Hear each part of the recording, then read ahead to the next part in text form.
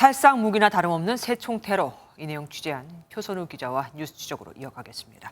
표 기자, 이런 새총 테러가 최근에 계속해서 들려오고 있습니다. 네, 맞습니다. 이런 새총 테러 최근 석 달 동안에만 4건이 발생했습니다. 네. 서울과 경기, 인천 등 전국 각지에서 같은 방식으로 발생하고 있는데요. 가장 최근으론 지난달 2일 서울 노원구에서 새총과 쇠구슬로 아파트 유리창을 깨트린 택배기사가 검거됐습니다. 예. 지난 3월 인천 송도에서도 이웃집 유리창을 새총으로 깨트린 60대가 구속됐고, 경기도 용인에서도 6가구가 새총 테러를 당해 경찰이 수사에 착수했습니다. 지난 4월 경기도 부천에서는 1년 넘게 새총으로 유리창 34개를 깨트린 남성이 구속되기도 했습니다. 네. 이 부천의 경우에는 직접 깎아 만든 나무 새총이 범행에 사용되기도 했는데요.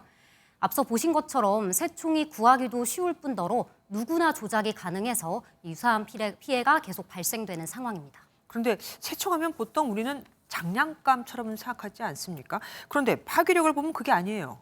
네, 맞습니다. 아무래도 보통 새총 하면 어린 아이들이 가지고 노는 장난감으로 인식을 하잖아요. 그래서인지 이게 얼마나 위험한지 모르시는 분들 많습니다. 이 새총 위력을 보여주는 영상을 보시면요. 유리병이 산산조각이 나고요. 네. 캔도 내용물이 흘러나올 정도로 뚫립니다. 어휴. 심지어는 1cm 두께 강화 유리도 박살이 납니다.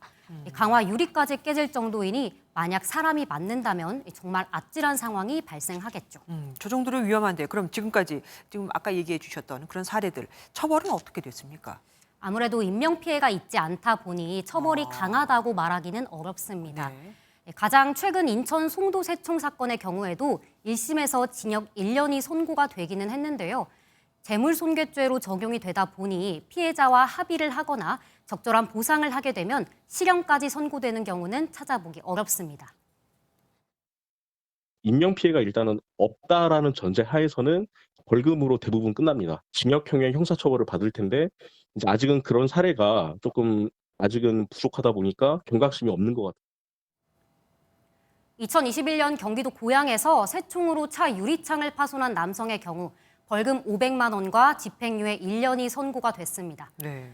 하지만 계속해서 같은 수법으로 발생하고 모방범죄가 충분히 일어날 수 있다는 점으로 볼 때 수사는 물론 처벌도 강화해야 할 필요가 있어 보입니다.